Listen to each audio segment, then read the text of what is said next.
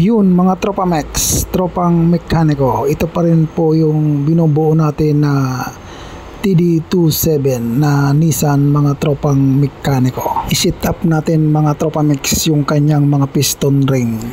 Yung piston ring yan mga tropa Mex, mayroon po yan na top position o mayroon po yan na marking mga tropa.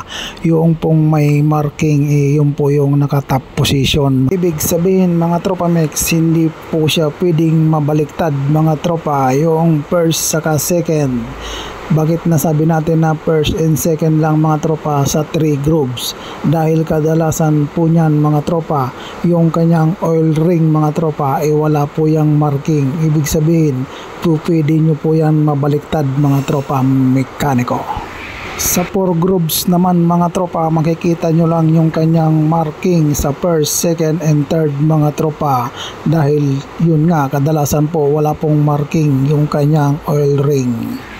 At yun, manual guide po ang ginawa nating setup dyan sa kanyang piston ring mga tropa. Ibig sabihin, X pattern mga tropang mekaniko. Pero marami na rin tayong sinubukan mga tropa Mex na talikuran yung kanyang piston ring gap mga tropa. Nasa inyo na lamang po yan kung alin po yung susundin nyo. Goods naman po yan, marami na tayong ginawa na ganun mga tropa. Basta wag nyo lang pong itatapat yung piston ring gap sa kanyang piston pin mga tropa Mex. At yun, ginamitan natin yan mga tropa ng piston ring compressor mga tropa. At kahoy lang mga tropa ang pinangpukpok natin yan para hindi naman masugatan yung kanyang piston mga tropa Mex. At ganyan lang tayo mag-set up ng mga piston mga tropa Mex. Diyan tayo komportable. Ipapasok muna natin yung 4 na piston mga tropa at saka natin babaliktarin at ipapasok naman yung kanyang 4 na Conrad cap.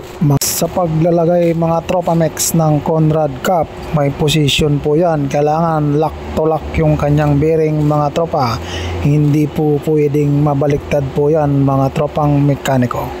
At yun, linagyan natin yan ng higpit na 75 pounds mga tropa Mex. At sa ating mga followers at non-followers, maraming salamat pong muli sa inyong pagla-like at pag-share at pag-heart ng ating mga video mga tropa. Sana patuloy nyo pang antabayan ang ating mga susunod pa na gagawing mga reels mga tropa Mex. At shout out natin muli ang mekaniko niyan, ang ating katropa Boss Leo Abayon. Shout out sa boss. Marami pong salamat.